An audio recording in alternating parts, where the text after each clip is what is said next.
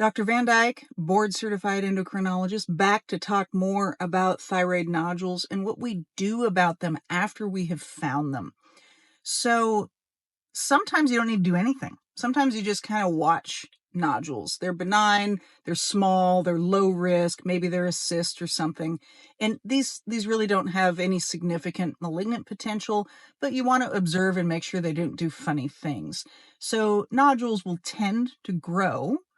Most of them do anyway. And as long as they grow slowly and systematically, they're not that worrisome. It's if they change how they grow that is of concern. Like maybe it used to be small and round and symmetric and smooth on the inside, and then all of a sudden it starts making fingers, or the inside gets all speckled looking, then that raises our suspicion of something else going on.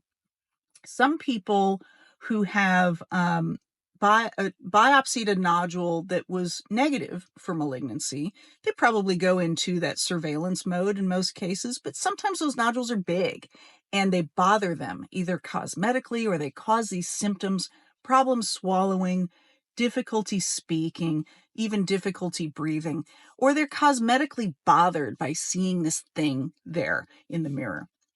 And so these patients have some options.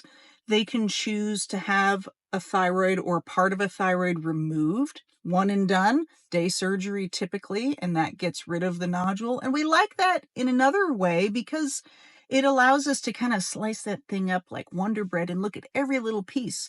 So it's definitively diagnostic as well.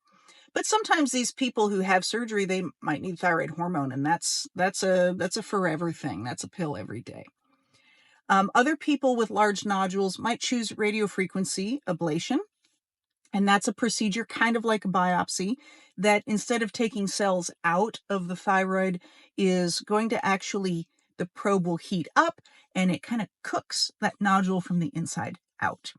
And then people who have cysts, which are just fluid-filled pockets of nodule, they might have those drained, or they might have a different kind of ablation, like an ethanol ablation. And that's kind of like, it's like a chemical burn on the inside that scars down the inside of that thyroid nodule and prevents it from accumulating fluid again.